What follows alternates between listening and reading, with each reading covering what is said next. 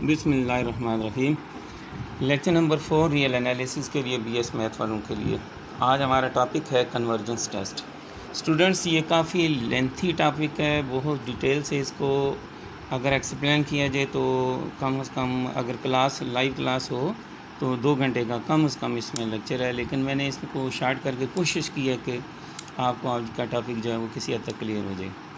तो convergence test जो है मुख्तलिफ़ किस्म के टेस्ट लेने हमने चेक करना होता है कि सीरीज़ कन्वर्जेंट है या नहीं कन्वर्जेंट, और उस पर उसको सॉल्व किए बगैर डिसाइड कर लेना कि कन्वर्जेंट है। ये टेस्ट हमें इसलिए हेल्पफुल होते हैं।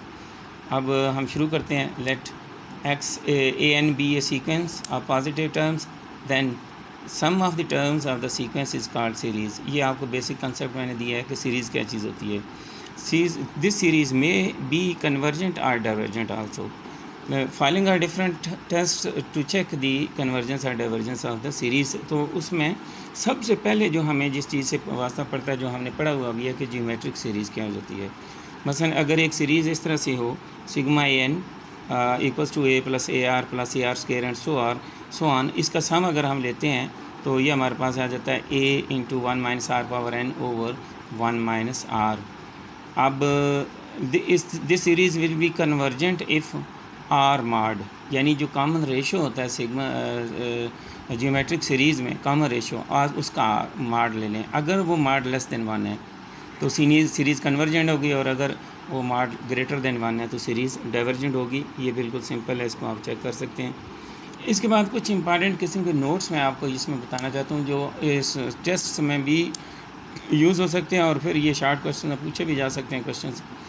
मसलन ये सीरीज़ है sigma 1 over n into n plus 1। आप देख रहे हैं कि डिनोमिनेटर में एन और एन प्लस 1 दो टर्म्स हमने लिए हैं, 2-3 भी हो सकती हैं, लेकिन ये कंसेक्टिव नेचुरल नंबर्स हैं। नेक्स्ट में देखें n plus 1 into n plus 2, वो भी कंसेक्टिव नेचुरल नंबर्स हैं।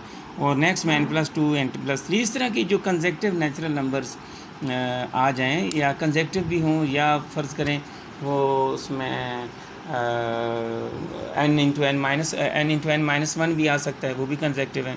इस तरह की जितनी भी हैं सीरीज़, इसकी एन टर्म को पार्शियल फ्रैक्शन में कन्वर्ट किया जा सकता है। इस तरह की सीरीज़ को हम टेलीस्कोपिंग सीरीज़ कहते हैं, और अल्टीमेटली ये सीरीज़ जो हैं वो कन्वर्जेंट होती हैं। तो आपने इसमें देखना है कि ये टाइप ये होनी चाहिए कि 1 over n plus 1 into n plus 2 हो गया, कंसेक्टिव हो गए, इस तरह से इसको टेलीस्कोपिंग सीरीज़ कहेंगे। तो ये सिग्मा 1 ओवर एन स्क्वायर जो है इसको यूलर सीरीज़ कहते हैं, और ये भी कन्वर्जेंट होती है। और इसके बाद sigma 1 over n power p, इसको पी सीरीज़ कहते हैं। और पी सीरीज़ के लिए कुछ कंडीशंस हैं। It will be convergent if p is greater than 1, and it will be divergent if p equals to 1 और लेस देन 1। तो इसमें आप देख सकते हैं कि पी की वैल्यू 2 ऊपर यूलर सीरीज़ बन जाती है और वो कन्वर्जेंट है। और इसी तरह से अगर p इक्वल्स टू 1 लें तो ये जो हार्मोनिक सीरीज़ बन जाती है और ये डाइवर्जेंट होती है।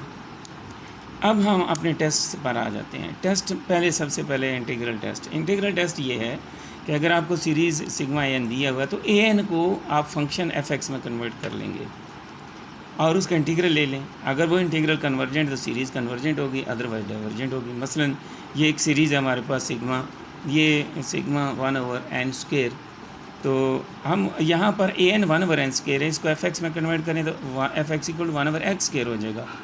इसका इंटीग्रल लें तो रिज़ल्ट 1 हो जाता है, और ये तो कन्वर्जेंट है। तो ऊपर भी हम पढ़ चुके हैं कि यूलर सीरीज़ जो है वो कन्वर्जेंट है, और यहाँ पर भी आप देख लें कि ये प्रूव होगी कि कन्वर्जेंट है। इसके बाद है कंपैरिजन टेस्ट। हमारे पास कोई सी दो सीरीज़ हैं ए एन और बी एन, सच दैट कि ए उनमें से कोई एक दूसरे से लेस है, such that a n is less than b n. then an is convergent if bn is convergent, that means if larger series जो होगी वो अगर convergent हो तो smaller b convergent हो जाएगी, और अगर जो smaller है वो divergent हो तो larger b divergent हो जाएगी।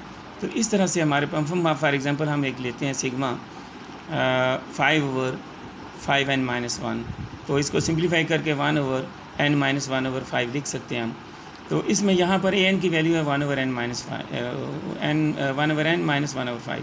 अब आप बी एन ले लेते हैं 1 ओवर n। अब देखें डिनोमिनेटर में n की वैल्यू यानी बढ़ जाए, अगर बढ़ जाए तो ओवरऑल फ्रैक्शन कम हो जाता है, इसलिए b n is less than a n. लेकिन बी एन तो हार्मोनिक सीरीज़ डाइवर्जेंट है, so a n is also divergent. तो ये है कंपैरिजन टेस्ट। इसके बाद है लिमिट कंपैरिजन टेस्ट। ये थोड़ा सा लेंथी होता है कि अगर हमारे पास ए एन और बी एन कोई सी दो सीरीज़ हों तो आप लिमिट ले लेते हैं A N over B N. यहाँ पर स्टूडेंट्स ये आप जो मिस प्रिंट हो गया इसको limit A N over B N, ये लिमिट अगर इक्वल्स टू एल फ़र्ज़ करें कोई भी लिमिट आ जाती है और नॉट इक्वल टू ज़ीरो है, देन अगर लिमिट एग्जिस्ट कर गई है और ज़ीरो नहीं है, देन ए एन और बी एन बोथ बिहेव अलाइक्स, ए की तरह से बिहेव करेंगी। यानी अगर ए एन कन्वर्जेंट है तो बी एन भी कन्वर्जेंट होगा, और अगर बी एन डाइवर्जेंट है तो एन भी डाइवर्जेंट होगा। दोनों एक तरह की होंगी, और अगर इन दोनों में से किसी एक का पता चल गया तो दूसरी ऑटोमेटिकली पता चल गई। आपने सिर्फ A N over B N की लिमिट ले लेनी है, और अगर वो लिमिट जो है वो नॉट इक्वल टू ज़ीरो हो जाए तो वो एक तरह से बिहेव करेंगी। लेकिन अगर ज़ीरो हो जाए तो फिर क्या होगा, then a n is convergent if b n is convergent. यानी अब ए एन बी एन पर कन्वर्जेंट है, बी एन अगर कन्वर्ज करेगा तो ए एन कन्वर्ज करेगा। और अगर इक्वल टू इन्फिनिटी हो जाए तो if and b n is divergent then a n also divergent. यानी अगर लिमिट इन्फिनिटी आ गई और बी एन डाइवर्ज कर रहा है तो ए एन भी डाइवर्ज करेगा। अगर लिमिट जो है वो ज़ीरो आ गई और बी एन कन्वर्ज कर रहा है तो ए एन भी कन्वर्ज करेगा। और अगर लिमिट जो है कोई भी आ जाती है other than zero and infinity तो फिर दोनों एक तरह से बिहेव करेंगे, या दोनों यानी ए एन कन्वर्जेंट है तो बी एन भी कन्वर्जेंट होगा, और ए एन डाइवर्जेंट तो बी एन भी डाइवर्जेंट होगा। ये क्राइटेरिया है लिमिट कंपैरिजन टेस्ट का। अब criteria for selection of b n, अभी हम एक तो यहाँ पर एग्जांपल करते हैं। पहले ऊपर अब एग्जांपल मैंने लिखी है, वो sigma n equals to sigma n plus one over two n square plus one. तो यहाँ पर बी एन सेलेक्ट कैसे किया जाए, किस तरह से पता चलेगा क्या बी एन लेना है हमने। तो उसको सिलेक्ट करने का तरीका मैंने ये लिख दिया, आप इसको पढ़ लेंगे। उसमें तरीका ये होता है कि न्यूमरेटर की डिग्री चेक की जाती है, वो क्या है, 1 है, और डिनोमिनेटर की डिग्री क्या है, वो 2 है। तो इस तरह से आप b n equals to n power 1 over n power 2 यानी सिंप्लीफाई करें तो 1 ओवर एन, ये हमारे पास बी एन आएगा। अब इन दोनों को रेशो टेस्ट में ले जाएं और सॉल्व करें तो रिज़ल्ट 1 ओवर 2 आता है। 1 ओवर 2 जो है वो ग्रेटर दैन ज़ीरो है, यानी पॉजिटिव है, और ये ज़ीरो यानी नॉट इक्वल टू ज़ीरो है, ये नॉट इक्वल टू ज़ीरो। अगर नॉट इक्वल टू ज़ीरो है, लिमिट एग्जिस्ट कर गई है तो a n and b n both behave alike, लेकिन बी एन तो हमें पता है डाइवर्जेंट है, लिहाजा ए एन भी डाइवर्ज कर जाएगा। अब इसके बाद हमारे पास नेक्स्ट जो आ जाता है वो है रेशियो टेस्ट।